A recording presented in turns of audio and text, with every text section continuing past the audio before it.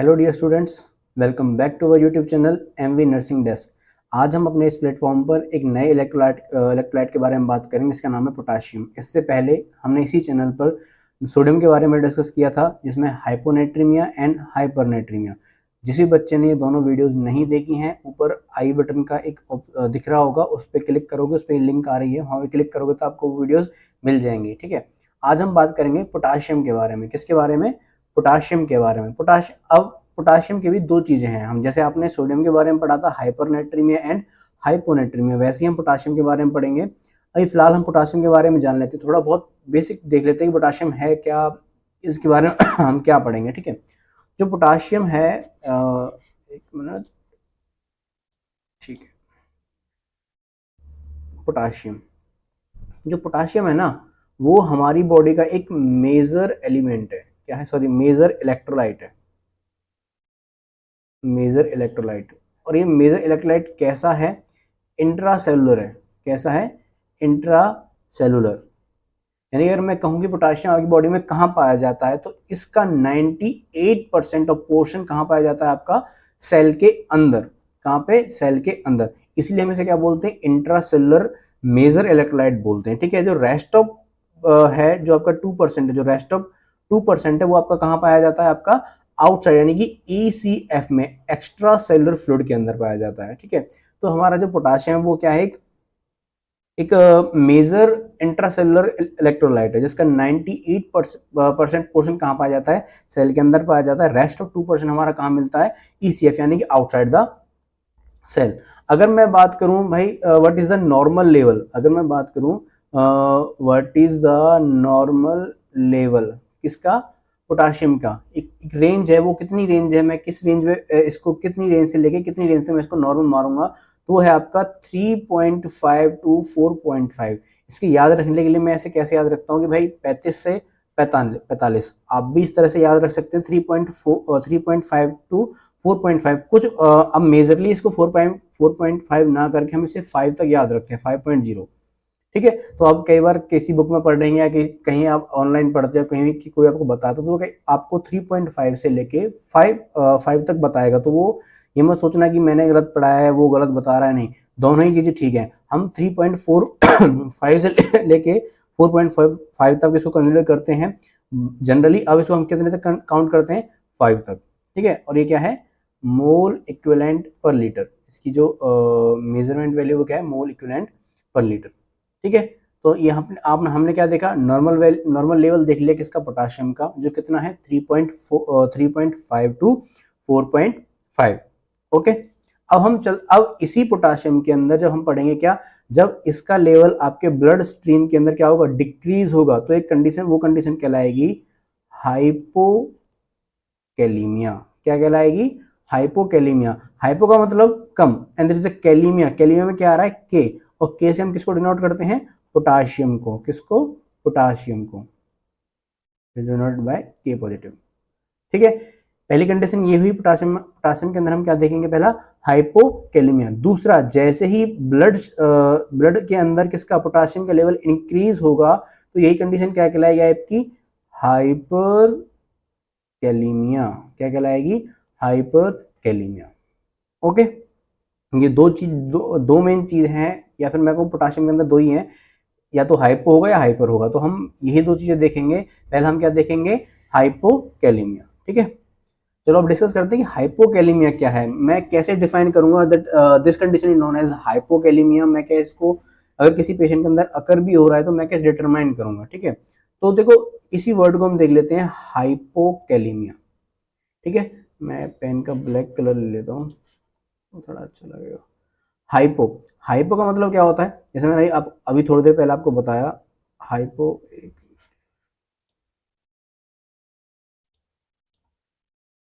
Hypo means decrease. Hypo mean decrease. और kalaemia, kalaemia में हमारा क्या आ रहा है? के आ रहा है। के डिनोट्स फॉर पोटाशियम। ठीक है, तो ये तो हमें पता है कि हाइपोकैलेमिया का मतलब होता है डिक्रीज इन पोटाशियम। अब अगर मैं आपको कोई पूछे कि डिफाइन हाइपोकैलेमिया, तो आप कैसे डिफाइन करोगे? तो हम कैसे डिफाइन करेंगे हाइपोकैलेमिया का? व्हेन सीरम लेवल, यहाँ पे serum potassium level decrease below, हमारी नॉर्मल रेंज कितनी थी 3.5 टू 4.5, ठीक है। तो जब बिलो, अब हमारी नॉर्मल रेंज का एंड पॉइंट देखो कितना है 3.5, तो जब हमारा सीरम पोटाशियम लेवल यानी कि ब्लड के अंदर जो पोटाशियम लेवल है वो कितना चला जाए 3.5 मोल इक्विवेलेंट पर लीटर से डिक्रीज हो जाए तो वो कंडीशन क्या कहलाएगी आपकी हाइपोकैलीमिया। क्या कहलाएगी हाइपोकैलीमिया। समझ में आया, सिंपल सा है, कुछ नहीं है। जब सीरम पोटाशियम का लेवल 3.5 मोल इक्विवेलेंट पर लीटर से डिक्रीज चला जाए, उससे कम हो जाए, तो वो कंडीशन क्या कहलाती है आपकी हाइपोकैलीमिया कहलाती है, ठीक है। कुछ परेशान होने वाली बात नहीं है, कुछ ज्यादा सोचने वाली बात नहीं है, बस नॉर्मल रेंज पकड़ो 3.5 टू 4.5। अगर ऐसे याद नहीं रहता तो सिंपल याद रखो, जैसे मैं रखता हूँ 35 से 45, 35 में उसमें बीच में एक पॉइंट लगा दो 3.5, 45 में एक पॉइंट लगा दो 4.5, ठीक है। जब आपका ब्लड पोटाशियम या फिर मैं बोलूँ सीरम पोटाशियम एक ही बात है, अगर वो आपका 3.5 से नीचे चला जाए, डिक्रीज हो जाए, तो वो कंडीशन क्या कहलाती है हाइपोकैलीमिया कहलाती है। समझ में आया। अब हम बात करते हैं, let's find out the causes of hypokalaemia, ठीक है। अब देखते हैं कि क्या चीजें हैं जो हाइपोकैलीमिया करवाती हैं, ऐसी कौन सी कंडीशंस हैं, ऐसे कौन से कॉजेज हैं, ऐसे कौन से फैक्टर्स हैं जो क्या करवाते हैं, जो अकर करवाते हैं बॉडी के अंदर क्या हाइपोकैलीमिया, ठीक है। पहला है लेस इनटेक ऑफ पोटाशियम। देखो कॉमन सी बात है, जिस चीज की कमी हो रही है वो कमी कब होगी जब आपको मिलना बंद हो जाए। तो पहला ही पॉइंट क्या है, जब आप क्या करो पोटाशियम का इनटेक कम कर दो, डिक्रीज इनटेक ऑफ पोटाशियम। और पोटाशियम क्या हो रहा है, ना तो आप डाइट में ले रहे हो है ना, पोटाशियम रिच डाइट अवॉइड कर रहे हो, ठीक है। आप फास्ट फूड बहुत ज्यादा खाते हो, घर का खाना बिल्कुल नहीं खाते हो। दूसरा, आपका डेयरी प्रोडक्ट से कोई मतलब नहीं है, कोई ताल्लुकात नहीं है भाई आपका, आप क्या क्या होते हैं दूध दही आप कुछ नहीं जानते हो, आपका कोई संबंध नहीं है इनसे, ठीक है। दूसरा, फ्रूट्स वगैरह से आपको कोई मोह नहीं है, क्या फ्रूट कौन खाएगा, फ्रूट है ना घास पत्तियां कौन खाता, जानवर खाते हैं, हम जानवर थोड़ी हैं। आप लोग क्या ही सोचते हो, क्योंकि देखो फ्रूट्स में भी क्या होता है, एक बनाना, सब जानते हैं, बनाना के स्पेलिंग वगैरह देख लेना यार, ठीक है, बनाना, हाँ बनाना, इसे हम हिंदी में क्या बोलते हैं केला। This highly rich in potassium. क्या होता है, अब ये जो बनाना होता है उसके अंदर कितना होता है 600 के mg के अप्रोक्स क्या मिलता है आपको पोटाशियम मिलता है। तो ये सबसे हाईली रिच फूड है जिसके अंदर क्या है सबसे ज्यादा अमाउंट में क्या पाया जाता है पोटाशियम पाया जाता है, ठीक है। जब आप इन्हीं फूड्स का आप अब देखो, अगर मैं ये तो हो गए फूड्स, अगर मैं ड्रिंक की बात करूं, ऐसी कौन सी चीज है जिसमें सबसे ज्यादा पोटाशियम पाया जाता है, पता है आपको, सोचो। Coconut water, coconut water. अगर आपको कुछ भी खाने का मन नहीं है यार, ये तो पी ही सकते हो, कॉमन सी बात है, कोकोनट वाटर है, सबको पसंद होता है नारियल पानी, हाँ। तो इसमें क्या होता है सबसे ज्यादा तो नहीं, मतलब हाई अमाउंट ऑफ पोटाशियम पाया जाता है इसके अंदर, ठीक है। समझ में आया पहला कॉज कि आप क्या कर रहे हो, इनटेक लेस कर रहे हो, less intake of potassium. Second क्या है आपका कॉर्टिकोस्टेरॉइड्स। क्या है कॉर्टिकोस्टेरॉइड्स, एक मिनट, यहाँ पे एक चीज और मिस हो गई है, लेस इनटेक कॉर्टिकोस्टेरॉइड्स, ठीक है। यहाँ पे ना एक चीज है वो नोट कर लो कि भाई पहला कॉज क्या हो गया आपका लेस इनटेक ऑफ पोटाशियम, दूसरा है पोटाशियम, मतलब नेक्स्ट कॉज है पोटाशियम लूजिंग डायूरेटिक्स, यानी कि ऐसे डायूरेटिक्स जो क्या करवाती हो पोटाशियम का लॉस करवाती हैं आपकी बॉडी से, ठीक है। और ऐसी हमारी मेनली दो डायूरेटिक्स हैं, पहला है थायाजाइड्स, और दूसरा है आपका लूप डायरेटिक्स, ठीक है। तो जो जो ये लूप डायरेटिक्स है ना आपकी, ये high amount of potassium body से बाहर निकलवा देती है, high amount of potassium excrete out करवा देती है। अब डायरेटिक्स क्या होते हैं ये मैंने आपको पहले ही बताया था, मैंने कई बार आपको समझाया भी था कि इसके अंदर जब हमने हाइपरनेट्रिन में पढ़ा था तो हमने डायबिटीज एक डिजीज कंडीशन पढ़ी थी, डायबिटीज इंसिपिडस, उसके अंदर थोड़ा इसके बारे में डिस्कस किया था, डायरेटिक एंटी डायरेटिक के बारे में, ठीक है। तो देख लेना लास्ट वाली वीडियो में है। वहां से देख लेने एक बार, ठीक है।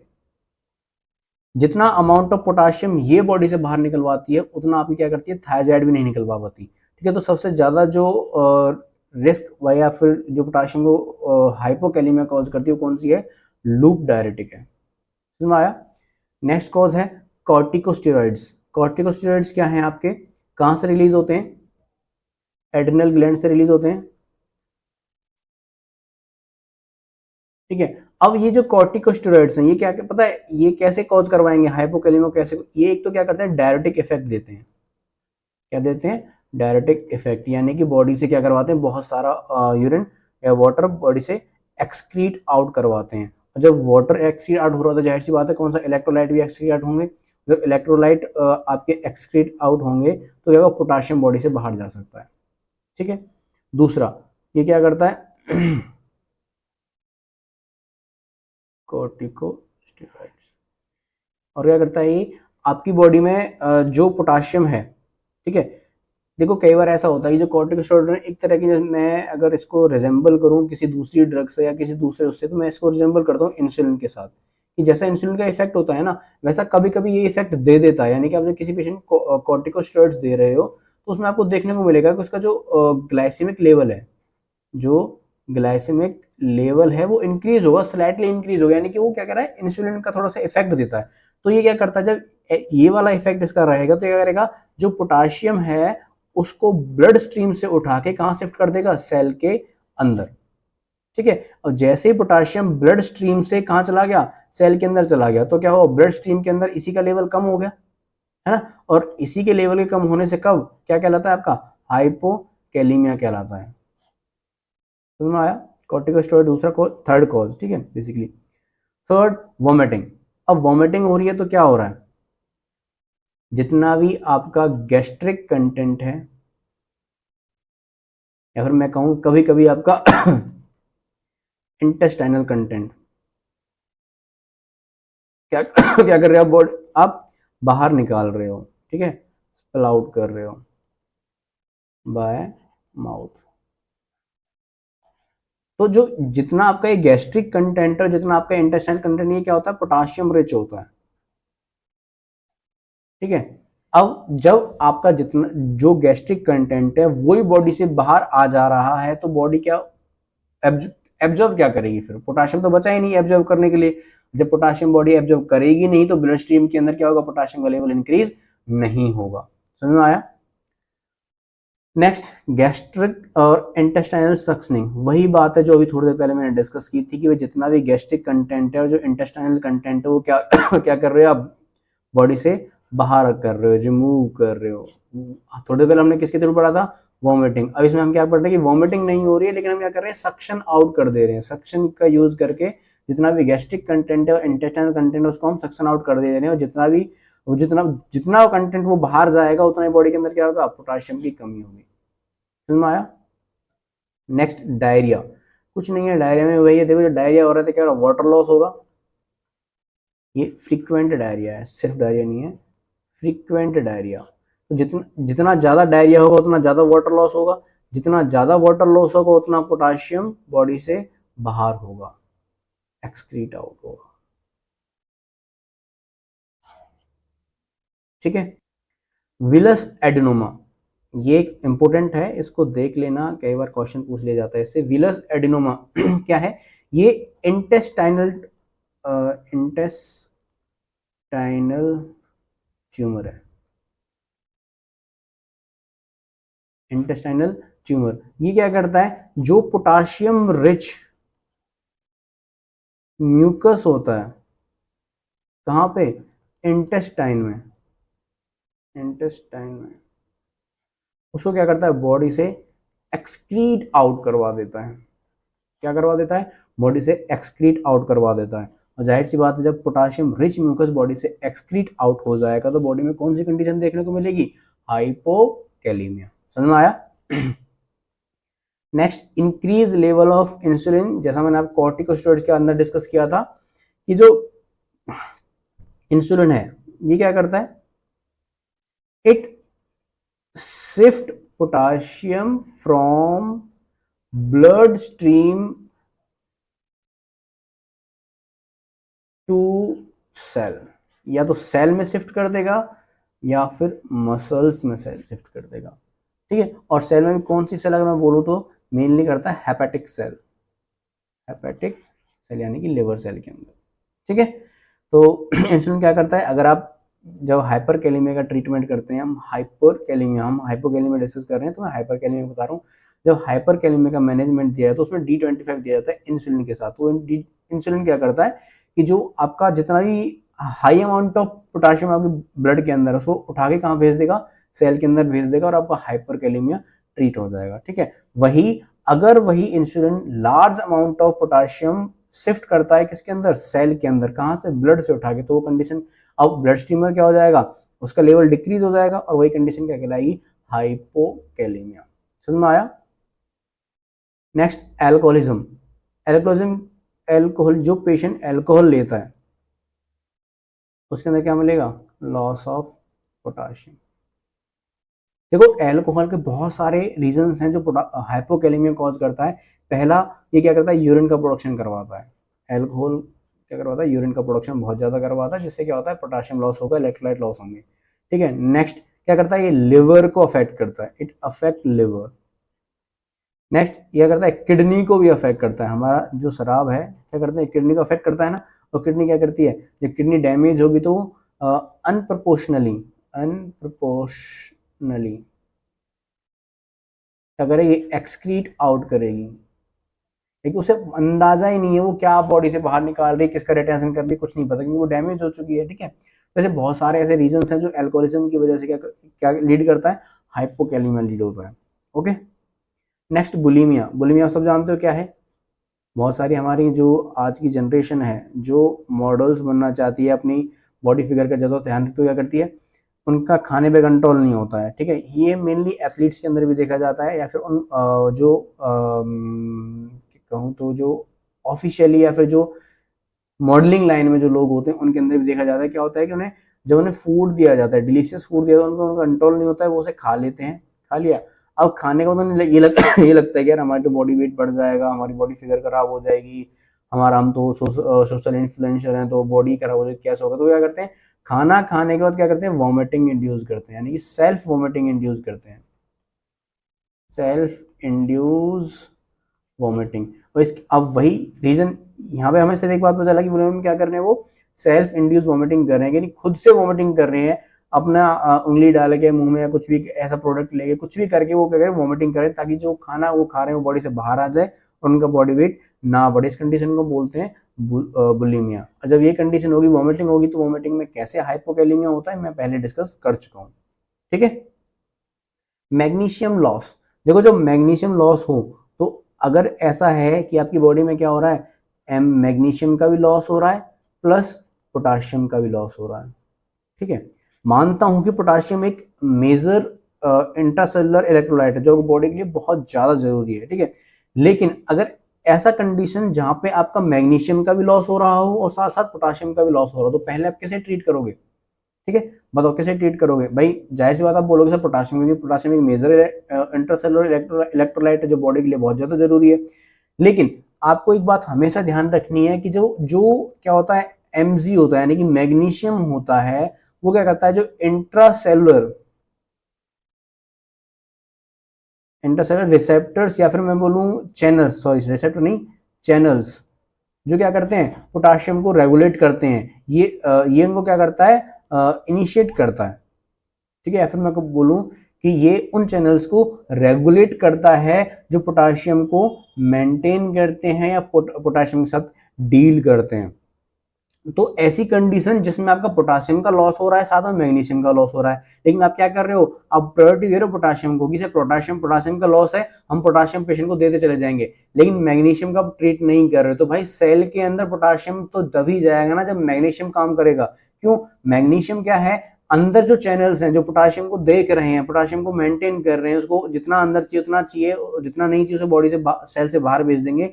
ये वाला काम जो कर रहा है चैनल, उसे कौन रेगुलेट करता है, मैग्नीशियम रेगुलेट करता है। तो ऐसी कंडीशन जब कभी आपको देखने को मिलेगी, आपकी बॉडी में क्या हो रहा हो, मैग्नीशियम का भी लॉस हो रहा हो और पोटाशियम का भी लॉस हो रहा हो, तो पहले आप किसको ट्रीट करोगे, मैग्नीशियम के लॉस को ट्रीट करके फिर आप पोटाशियम पे आओगे। समझ में आया।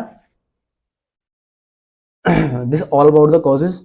हमने अप्रोक्स 11 या 12 कॉजेज देख लिए हैं किसके, हाइपोकैलेमिया की। हाइपोकैलेमिया कैसे होता है, अगर इनमें से किसी भी कॉज से लेके आपको कोई प्रॉब्लम है, कोई डाउट है, तो आप कमेंट सेक्शन में मुझे बिल्कुल बताना। कोई बेझिझक होकर बताओ, कोई झिझकने की जरूरत नहीं है, ठीक है। नेक्स्ट हम बात करते हैं, now it's time to understand the pathophysiology. अब हम बात करते हैं, देखते हैं भाई पैथोफिजियोलॉजी कैसे अकर होता है। देखो पैथोफिजियोलॉजी मैंने आपको पहले ही बताई थी, जितनी बार बताया है कि भाई पैथोफिजियोलॉजी किससे स्टार्ट होती है, कॉजेस से। भाई अगर आपको ये देखना है कि भाई कैसे अकर हो रहा है, मेरे से हमने अभी कॉजेस पढ़े, इन कॉजेस में हम देख लें कि भाई ये कोई सा भी कॉज XYZ कॉज कैसे हाइपोकैलेमिया कॉज करेगा, मेंटेन करेगा बॉडी के अंदर, अकर करवाएगा, तो ये पूरी प्रोसेस कहलाती है पैथोफिजियोलॉजी, ठीक है। तो हम ऐसी एक कॉज उठाएंगे किसके बारे में, जो मेरा मतलब जो मुझे जरूरी लगता है, जिसको आपको पता होना चाहिए, that is potassium losing diuretics. कि भाई कोई जो हम डायरेटिक्स दे रहे हैं वो कैसे हाइपोकैलेमिया कॉज करवाएगा बॉडी के अंदर, ये हम पैथोफिजियोलॉजी में देखते हैं, ठीक है। तो हमने क्या लिया, पोटाशियम लूजिंग डायरेटिक्स। क्या लिया हमने, पोटाशियम लूजिंग डायरेटिक्स। इसमें मैं इंक चेंज कर लेता हूँ पेन की, ठीक है। पोटाशियम लूजिंग डायरेटिक्स, और इसके अंदर हम कौन सी लेंगे, लूप डायरेटिक्स ले रहे हैं हम। कौन सी ले रहे हैं, लूप डायरेटिक्स। और इसके अंदर भी हम कौन सा लूप डायरेटिक्स का एग्जांपल बताऊं मैं, जो आप हॉस्पिटल्स में देखते हो, फ्यूसोमाइड, फ्यूसोमाइड, या फिर मैं बोलूँ जनरली जिस नाम से कॉमनली होता है, लेसिक्स। तो लेसिक्स क्या है, टाइप ऑफ लूप डायरेटिक्स, जो कहाँ पे जाके काम करती हैं, लूप डायरेटिक्स कहाँ पे काम करती हैं। आप जब हम नेफ्रॉन देखते हो, नेफ्रॉन में एक पोर्शन आता है loop of Henle, loop of Henle, तो ये इस पे जाके काम करती हैं। समझ में आया, लूप ऑफ हेनले। तो हमने क्या दिया, पोटाशियम लूजिंग डायरेटिक्स दी पेशेंट को, यानी पेशेंट किस पे है, फ्यूसोमाइड या लेसिक्स पे, तो क्या करेगा, act on loop of Henle. वो किस पे जाकर काम करेगा, लूप ऑफ हेनले पे जाकर काम करेगा। और ये जो लूप ऑफ हेनले है ना, इसी के जो असेंडिंग है, जैसे मान के चलो ये आपका नेफ्रॉन आ रहा है, ये आपका क्या हो गया, ये आपका होगा ग्लोमेरुलस, ये यहाँ से आपका नेफ्रॉन स्टार्ट हुआ, ठीक है। नीचे जाके एक पोर्शन ऐसा आता है कि ऐसे बाइंड करके ऊपर जाता है, ठीक है, ये फिर ऐसे और फिर नीचे आ जाता है। ये आपका हो गया पीसीटी, ये वाला पोर्शन है जो ये हो जाता है लूप ऑफ हेनले, ये वाला जो पोर्शन है ये वाला, ये हो जाता है आपका डीसीटी, यानी कि डिस्टल कॉन्वोल्यूटेड ट्यूब्यूल्स। और जो ये है ये आपका हो जाता है कलेक्टिंग डक्ट, जिसमें सारा वाटर या यूरिन आगे इकट्ठा होता है, ठीक है। तो ये क्या कर रहा है, जो आपका लूप डायरेटिक है वो आपके इस वाले पोर्शन में, और इसके लूप ऑफ हेनले की भी देखो, ये पोर्शन कौन सा हो गया, डिसेंडिंग, जो नीचे आ रहा है, ठीक है। और ये वाला पोर्शन हो गया असेंडिंग, जो ऊपर जा रहा है। तो इस वाले पोर्शन के अंदर, यानी कि असेंडिंग के अंदर में एक रिसेप्टर होता है।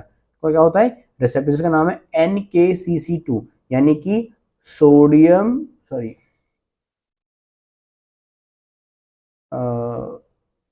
Sodium potassium and chloride, chloride को ट्रांसपोर्टर।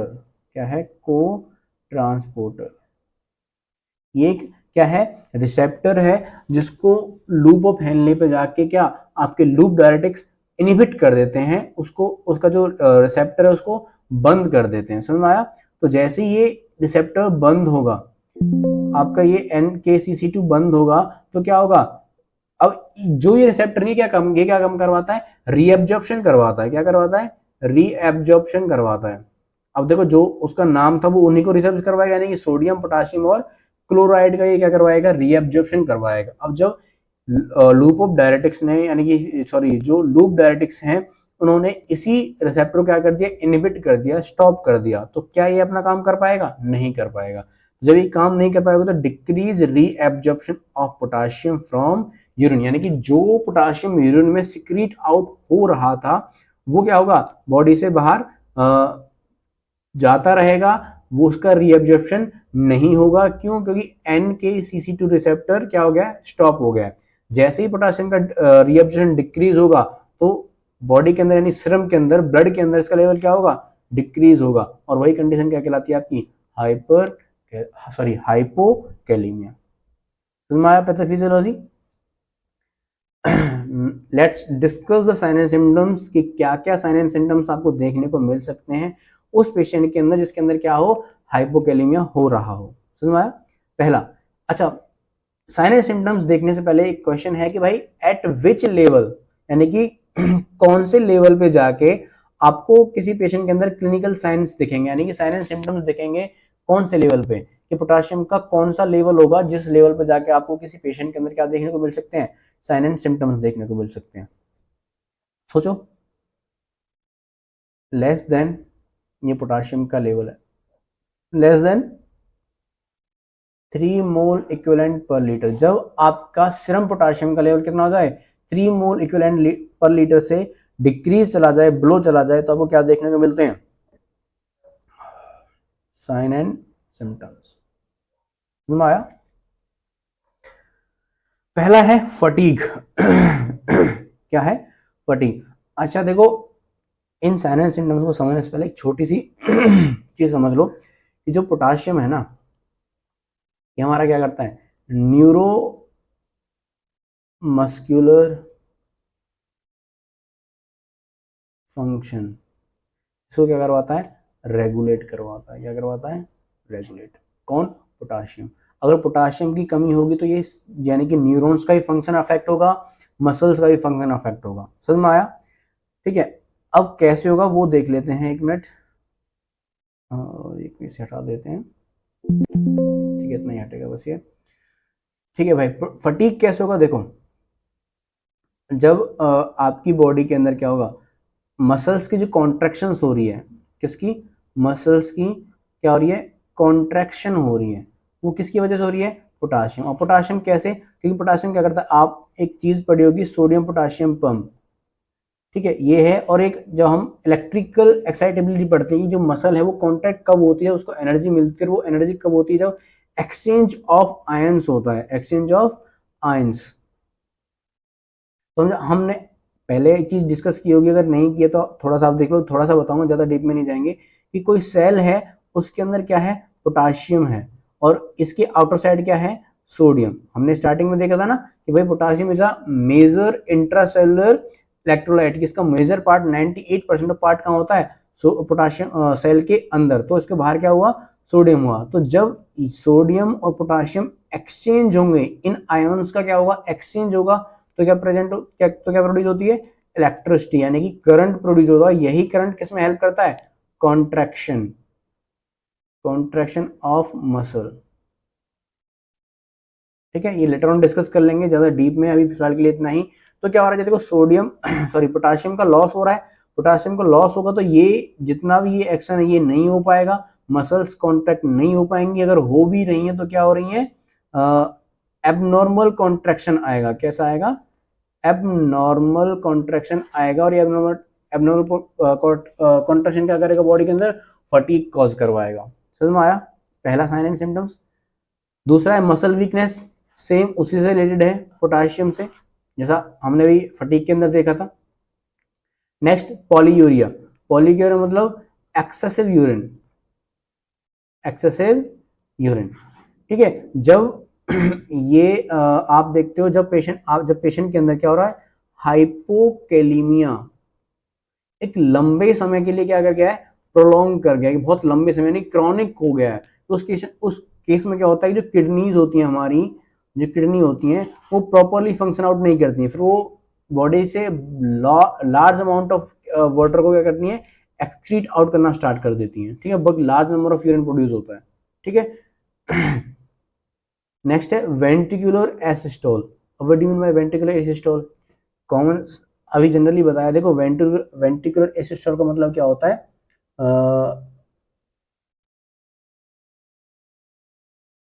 लॉस ऑफ, या फिर मैं बोलूं absence of electrical activity in heart, कि हार्ट के अंदर जो इलेक्ट्रिकल एक्टिविटी है उसकी एब्सेंस हो रहा है या फिर वो कम हो गई है। ठीक है, जिसकी वजह से हार्ट पूरा प्रॉपर कॉन्ट्रैक्ट नहीं कर पा रहा, यानी कि उसके जो वेंट्रिकल्स हैं वो प्रॉपरली कॉन्ट्रैक्ट नहीं कर पा रही, कंडीशन क्या कहलाती है, वेंट्रिकल एसिस्टोल। अब देखो सोडियम पोटाशियम पंप मैंने अभी बताया, सोडियम पोटाशियम पंप यानी कि जो एक सेल के अंदर होता है, सेल मेम्ब्रेन के अंदर होता है, ये क्या करते हैं, ये क्या करवाता है, एक्सचेंज ऑफ आयन करवाता है। अगर आप इसे भी नहीं, ऐसे भी नहीं समझना है तो समझो कि सिर्फ एक्सचेंज ऑफ आयंस, मैंने थोड़ी देर पहले बताया था ना कि इलेक्ट्रिकल करंट कैसे प्रोड्यूस होता है, जब आयंस का एक्सचेंज होता है, सोडियम सेल के अंदर जाता है, पोटेशियम सेल से बाहर आता है, और जब ये वापस अपनी स्टेज पे जाएंगे क्या होगा, इलेक्ट्रिकल करंट प्रोड्यूस होता है, और यही करंट क्या करवाता है आपका हार्ट के कॉन्ट्रैक्शन में हेल्प करवाता है। पोटाशियम नहीं है बॉडी के अंदर, हाइपोकैलेमिया हो रहा है, तो क्या ये एक्सचेंज हो पाएगा? नहीं हो पाएगा। No exchange, no production of electrical current. जब ये नहीं होगा तो no electrical activity of heart, is known as ventricular asystole. समझ में आया? Next, abdominal distensions. सिंपल सी बात है, पोटाशियम नहीं है, इलेक्ट्रिकल एक्टिविटी नहीं है, जब हार्ट ही कॉन्ट्रैक्ट नहीं हो पा रहा है तो क्या मसल्स कॉन्ट्रैक्ट हो पाएंगी? नो। यहाँ लिख देते हैं नो मसल कॉन्ट्रैक्शन। और जब मसल्स कॉन्ट्रैक्ट नहीं हो पाएंगी तो क्या, एक बात बताओ, जो एब्डोमेन के अंदर यानी कि हमारा जो गैस्ट्रिक सिस्टम है या फिर जीआई सिस्टम, उसके अंदर जो पेरिस्टालिसिस मूवमेंट है वो हो पाएगी? नहीं हो पाएगी। सी क्यों नहीं हो पाएगी? क्योंकि पेरिस्टालिसिस मूवमेंट किस में देखी जाती है? ईसोफेगस यानी कि जो जीआई ट्रैक्ट है, पूरे जीआई ट्रैक्ट में पेरिस्टालिसिस मूवमेंट देखी जाती है। और जब आप अनाटमी पढ़ोगे तब देखोगे जो पूरा जीआई सिस्टम वो किससे बना हुआ है? स्मूथ मसल से बना हुआ है। तो यही है कि जब मसल कॉन्ट्रैक्शन ही नहीं है तो पेरिस्टालिसिस मूवमेंट नहीं होगी। पेरिस्टालिसिस मूवमेंट नहीं होगी तो जो भोजन आप कर रहे हो, जो फूड आप खा रहे हो, वो क्या आगे प्रोपेल आउट होगा? क्या स्टमक से आगे जाएगा? नहीं जाएगा। क्योंकि आप गैस्ट्रिक सिस्टम पढ़ोगे या जब आप डाइजेशन पढ़ोगे तो आप देखोगे कि जो स्टमक का एरिया है उसके अंदर पेरिस्टालिसिस इंक्रीज हो जाती हैं, हाई कॉन्ट्रैक्शन होता है पेरिस्टालिस मूवमेंट का, ताकि जो स्टमक का कंटेंट है वो सारा कहाँ चला जाए?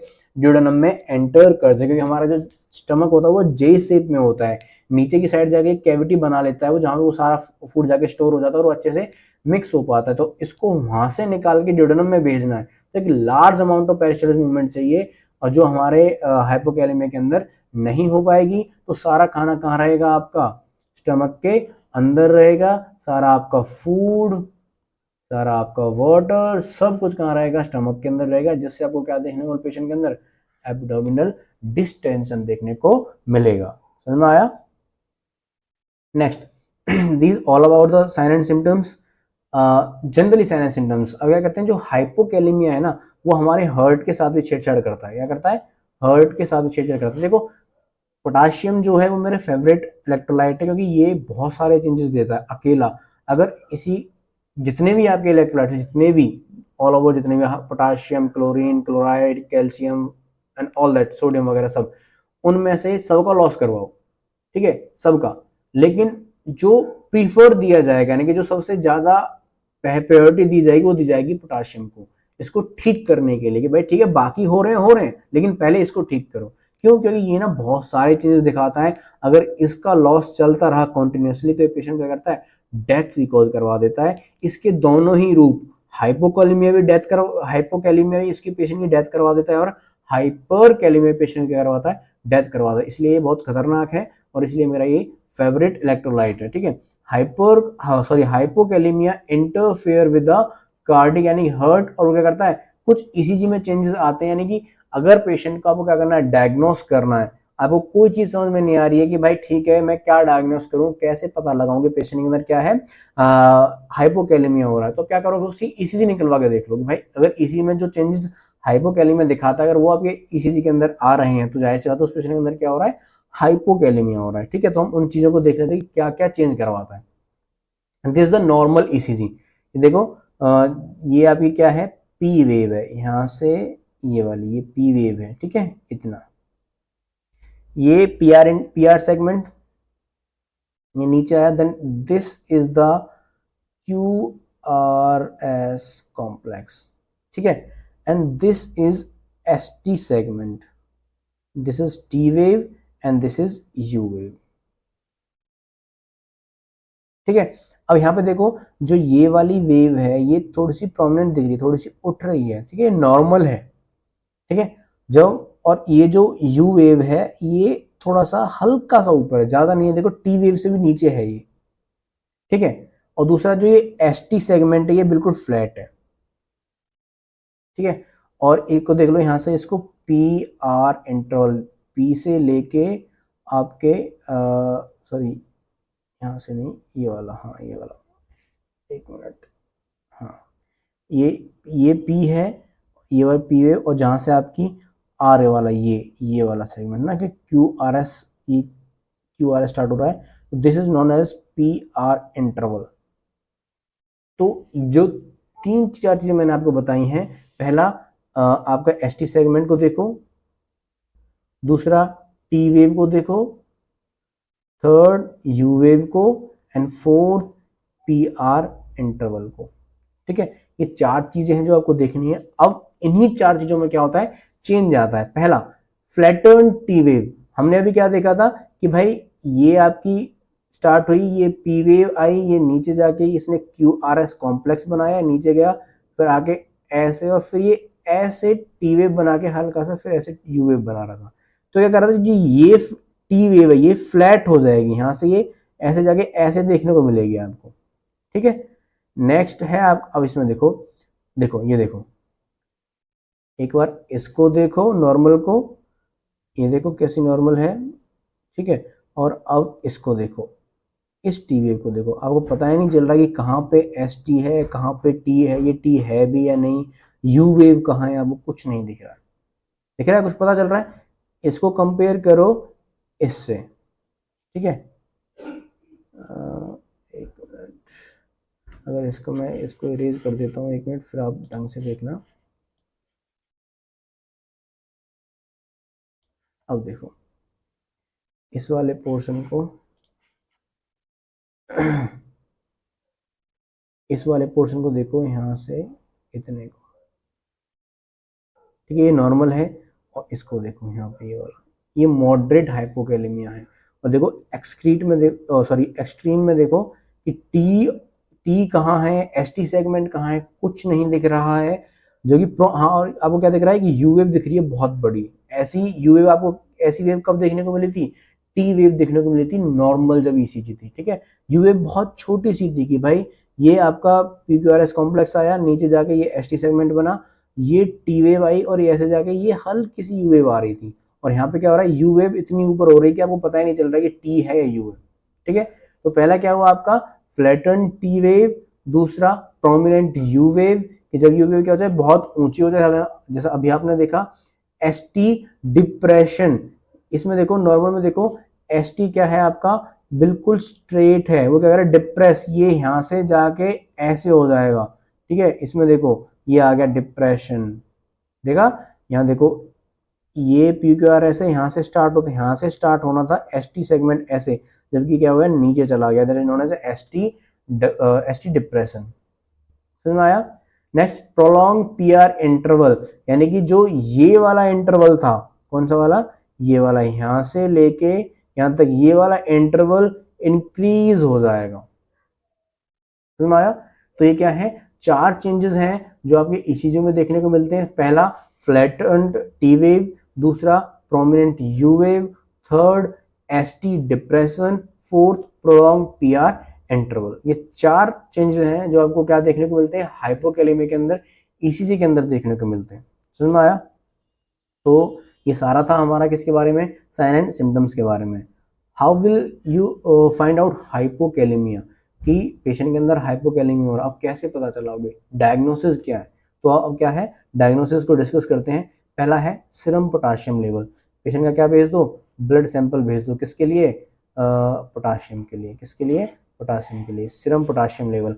और लेवल कितना होना चाहिए, 3.5 से 4.5 मोल इक्विवेलेंट पर लीटर के अकॉर्डिंग क्या होना चाहिए आपका सीरम पोटाशियम लेवल होना चाहिए। अगर इससे नीचे जा रहा है तो क्या कहलाता है, हाइपोकैलेमिया। देखो अगर 3.5 की जगह 3 है तो कोई दिक्कत वाली बात नहीं है, चल जाएगा, हम थोड़े से मेजर्स लेंगे वो ठीक हो जाएगा, उसमें इतना कोई घबराने वाली बात नहीं है, ना ही डॉक्टर्स उस पर इतना एक्शन लेते हैं। लेकिन हमने देखा था कि अगर इस 3 से नीचे चला जाए आपका क्या, पोटाशियम का लेवल, तो क्या है वो फिर चिंता वाली बात है, फिर डॉक्टर्स में मेजर्स लेते हैं, क्योंकि हमने थोड़ी देर पहले डिस्कस किया था कि यही एक ऐसा लेवल है, इससे अगर नीचे पोटाशियम लेवल ज्यादा तब क्या देखने को मिलते हैं, क्लिनिकल साइंस देखने को मिलने लगते हैं। समझ में आया? नेक्स्ट बात करते हैं ईसीजी चेंजेस। कौन कौन सी अगर आपको पेशेंट को क्या करवाना है, हाइपोकैलेमिया देखना तो क्या करवा लो, ईसीजी करवा लो। आपको क्या देखने को मिलेगा, फ्लैट टी वेव। नेक्स्ट एक मिनट, नेक्स्ट है आपका प्रोमिनेंट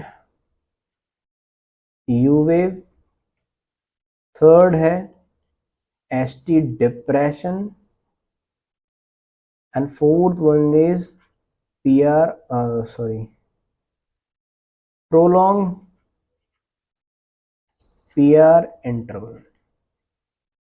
ये चारों चीज किसमें देखने को मिलेंगे आपको, ईसीजी के अंदर देखने को मिलेंगे। ठीक है, नेक्स्ट एबीजी। एबीजी कैसे होती है, क्या होती है, क्या नहीं होती है, मैं पहले डिस्कस कर चुका हूँ, मैंने इस पे वीडियो भी डाली है। अगर जिस बच्चे ने वो वीडियो नहीं देखी है तो ऊपर बेल आइकन पे आ रहा होगा, वहां से जाके आप देख लें। एबीजी, एबीजी क्या है, आर्टीरियल ब्लड गैस, यानी कि एक ऐसा सैंपल है, जब इसकी रिपोर्ट आती है तो हमें क्या मिलता है, सीरम पोटाशियम का एक रफली आइडिया मिल जाता है कि हाँ भाई आपकी बॉडी के अंदर जो पोटाशियम है उसका लेवल क्या है। हालांकि अगर किसी पेशेंट के अंदर हाइपोकैलेमिया हो रहा है, क्या हो रहा है, हाइपोकैलेमिया, और वो भी कैसा, आपने एबीजी करी और उसमें क्या आया कि भाई पेशेंट के अंदर जो एबीजी के अंदर जो पोटाशियम का लेवल था वो आया आपका 2.0 मोल इक्विवेलेंट पर लीटर, यानी कि देखो बहुत ज्यादा सीवियर हाइपोकैलेमिया हो रहा है। तो इस केस में हम क्या करेंगे, सिर्फ इस एबीजी को रेलिवेंट नहीं मानेंगे, इसके साथ साथ हम क्या करेंगे, पेशेंट का सीरम पोटाशियम का सैंपल भेज देंगे। ठीक है, जो सीरम पोटाशियम का लेवल रिपोर्ट आएगी उसको हम लेवल मान लेंगे, उसके बेस पे हम पेशेंट को पोटाशियम का करेक्शन देते हैं। ठीक है, ऐसा नहीं है कि भाई आपने एबीजी करवाई, एबीजी के अंदर क्या दिखा रहा है,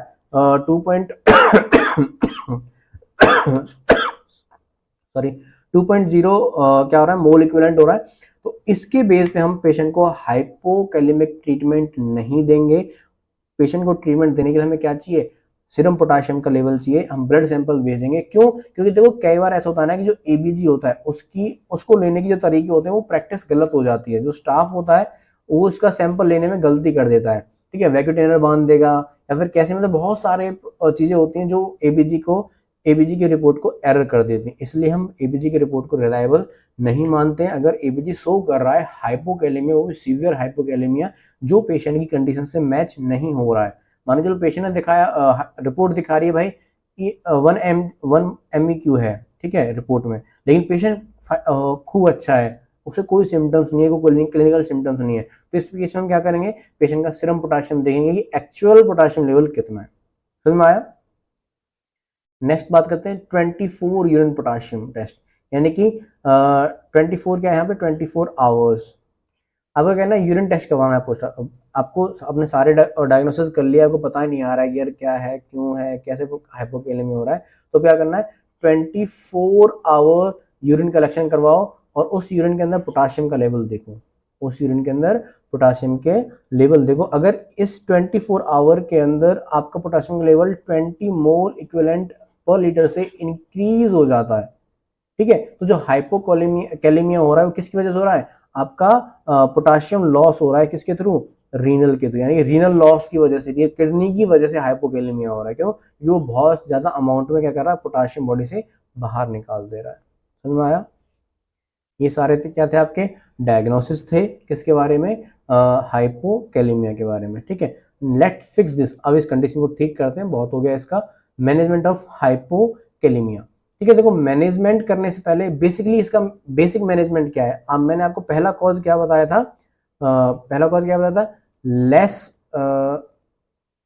इनटेक ऑफ पोटाशियम, पहला कॉज यही था, तो भाई इसको ठीक कर दो, जनरली कुछ नहीं करना है, पेशेंट को खाने के लिए दो, पोटाशियम रिच डाइट दो, ठीक है, उसे फ्रूट्स वगैरह दो, बनाना दो, टमाटो दो, स्वीट पोटैटो दो, सारा खाना दो। ठीक है, दूसरा, अगर खाना अवॉइड कर रहा है पेशेंट, खाना नहीं खा रहा है, मील नहीं ले पा रहा है, तो क्या दे दो, कोकोनट वाटर दे दो, भाई ये भी तो पोटाशियम रिच है ना, तो इसको ठीक करो।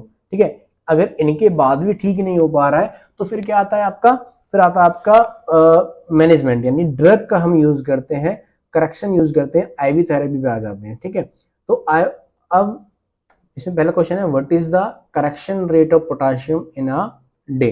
तो हम कितना करेक्शन देते हैं, हम देते हैं इसमें एक मिनट, 40 से 80 मोल इक्विवेलेंट पर डे, यानी कि एक दिन में कितना करते करेक्शन देते हैं हम, 40 से 80 मोल इक्विवेलेंट देते हैं। ठीक है, तो नेक्स्ट क्वेश्चन में क्या पूछ रहा है, which drug is used for hypokalaemia correction, कि कौन सी ड्रग होती है जो हम हाइपोकैलिमिया करेक्शन के लिए यूज करते हैं। ठीक है, तो हम देखते हैं जैसे पोटाशियम क्लोराइड, क्या है, पोटाशियम क्लोराइड। देखो ये जो एम्प्यूल्स हैं ये पोटाशियम क्लोराइड के हैं, सॉरी एक मिनट, लेट्स फिक्स दिस। तो ये क्या है आपके पोटाशियम क्लोराइड के हैं। अगर मैं इसको थोड़ा सा जूम करूं, अभी जूम करके दिखाते हैं आपको, ये देखो, ये देखो यहाँ पे आपको दिख भी रहा है कि कितने का है, 10 ml का है, कितने का है, 10 ml का है, सॉरी 10 ml का है। ठीक है, और ये दोनों वेरिएंट्स हैं, ये भाई अरेंज करवाए हैं मैंने ना, जितने मेरे फ्रेंड्स थे हॉस्पिटल लाइन में हैं उनसे मंगवाए, क्योंकि अगर गूगल से हम इसकी इमेज वगैरह उठाते हैं तो कॉपीराइट आ जाता है, तो ये हॉस्पिटल से मंगाए हुए हैं। इसमें देखो ये दोनों ही वेरिएंट्स हैं, इस फॉर्म में भी आता है और इस फॉर्म में भी आता है, दोनों ही क्या है 10 ml के हैं। समझ में आया। नेक्स्ट चले तो, और इसका ना इन्फ्यूजन बनता है, क्या बनता है, इन्फ्यूजन बनता है। ठीक है, इसका है कि भाई जैसे मान के चलो आपने क्या लिया, 10 ml वो लिया पोटाशियम, तो अगर 10 ml ले रहे तो इतना ही आपका क्या रहेगा, NS रहेगा, जितना आप पोटाशियम लोगे उतना सेम अमाउंट में क्या होगी, NS होगी, और ये इन्फ्यूजन बन के, इन्फ्यूजन बना किससे चलेगा, सिरिंज पंप से चलेगा, किससे, सिरिंज पंप से, और ये बहुत स्लो चलता है, स्लो इन द सेंस कि ये जाएगा आपका 2 ml पर आवर के हिसाब से चलता है, इतना स्लो चलता है कि 1 घंटे के अंदर आपको पेशेंट को क्या देना है, 2 ml देना है। ये आपका किसी नॉर्मल लाइन से नहीं चलेगा, इसको चलाने के लिए या तो सेंटर लाइन होनी चाहिए पेशेंट को, अगर सेंटर लाइन नहीं है, कैनला है तो कैनला भी लार्ज बोर का होना चाहिए, 18 का हो, 14 का हो, 16 का हो, इससे ऊपर ये कैनलाज होने चाहिए, तो आप आईवी कैनला से क्या चला सकते हो, पोटाशियम दे सकते हो, क्योंकि पोटाशियम इतनी मतलब इतनी सीवियर ड्रग है, इतनी, ये क्या है आपकी एक हाई अलर्ट मेडिसिन है, हाई अलर्ट मेडिसिन है, ये इतनी हाई अलर्ट है कि अगर आप इसको बिना डाइल्यूट करे पेशेंट को दोगे तो जहां से होता हुआ जाएगा वहां से ये वेन्स को जलाता हुआ चला जाएगा, बर्न करता हुआ चला जाएगा। ठीक है, तो इसको ध्यान रखना, जब भी आप पोटाशियम देते हो तो उसको हमेशा डाइल्यूशन में दो। बेसिकली तो जो डाइल्यूशन होता है वो डॉक्टर बताता है कि, और ये बिना डॉक्टर के प्रिस्क्रिप्शन के आपको फार्मेसी इश्यू भी नहीं करेगी इसको। ठीक है, इतनी हाई अलर्ट मेडिसिन है कि अगर जो डॉक्टर है उसी के प्रिस्क्रिप्शन में मिलेगा, और जहां तक मुझे पता, जहां तक मुझे याद है, जब तो मैं काम करता था तो उस टाइम पे क्या था कि 40 MEQ, इससे ज्यादा एक टाइम में, एक दिन में फार्मेसी इश्यू भी नहीं करेगी किसी पेशेंट को, चाहे वो डॉक्टर कितना भी कंसर्न डाल दे।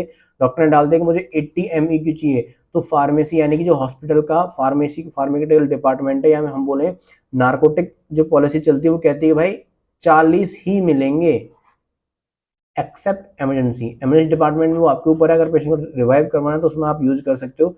इमरजेंसी के अलावा कोई और डिपार्टमेंट अगर 40 MEQ से ज़्यादा डिमांड डालता है, डॉक्टर डालता है, तो वो फार्मेसी रिफ्यूज कर देगी अंडर द नारकोटिक मैनेजमेंट। समझ में आया। नर्सिंग मैनेजमेंट, नर्सिंग मैनेजमेंट कैसे करोगे भाई, कुछ नहीं है, बस वही जो आपको बताया कि जो हाइपोकैलेमिया है उसको प्रिवेंट करवाना है, प्रिवेंट हाइपोकैलेमिया। और इसको कैसे प्रिवेंट करोगे, जो मैंने आपको फूड्स बताए थे, डाइट्स बताई थी, उस डाइट के लिए पेशेंट को क्या करना है, एनहेंस करना है, मोटिवेट करना है कि वो खाना खाए, वो ड्रग्स वगैरह सॉरी, वो फूड वगैरह ले, बनाना ले, पोटैटो वगैरह इंक्लूड करें, यानी पोटाशियम रिच डाइट ले। अगर वो सब नहीं ले पा रहा है, पेशेंट का मन नहीं, कई बार ऐसा देखने को मिलता है कि पेशेंट क्या है, मन नहीं है, तो क्या होता है ना, एक एक सिरप भी आती है, पॉट क्लोर करके कुछ सिरप है, पॉट पॉट करके ऐसा था, मुझे नाम ध्यान नहीं एग्जैक्टली उसका। हम अपने टाइम पे देते, जब मैं आईसीयू में था एमरजेंसी में, हम ये वाली ड्रग देते थे। ये बहुत कड़वी होती थी, इसको हम वाटर में मिला के देते थे। वाटर या फिर वाटर नहीं तो फीड जो पेशेंट की आती थी उस फीड के साथ देते थे। अगर पेशेंट इसको नहीं ले पा रहा, क्योंकि जनरली बहुत कड़वी होती है, अगर आप किसी भी कॉन्शियस पेशेंट को पॉट क्लोर होती है, पॉट क्लोर करके नाम एक सिरप है, ये बहुत कड़वी होती है। अगर आप पेशेंट को देते तो ये नहीं पीता है पेशेंट, तो हम क्या करते थे, अगर ये नहीं है तो हम क्या करते हैं, कोकोनट वाटर मंगाया, ऑर्डर किया, और इसी कोकोनट वाटर में पॉट क्लोर मिला के पेशेंट को पिला देते थे, तो उसका टेस्ट बदल जाता था। तो दोनों तरह से क्या होता है, हाइपोकैलेमिया ट्रीट हो जाता है। समझ में आया? This all about the hypokalemia. हमने देखा डेफिनेशन, पोटाशियम के बारे में थोड़ा देखा, फिर हाइपोकैलेमिया को देखा, उसके कॉजेज देखे, उसके पैथोफिजियोलॉजी देखी, उसके साइन एंड सिम्टम्स देखे, उसके डायग्नोसिस देखा, उसकी फिर मैनेजमेंट देखा। सब चीज़ हमने देखी। अगर इसमें कोई आपको डाउट लगता है, कोई चीज़ समझ में नहीं आई, तो प्लीज़ मुझे कमेंट सेक्शन में बताओ। ठीक है, ऑल द बेस्ट।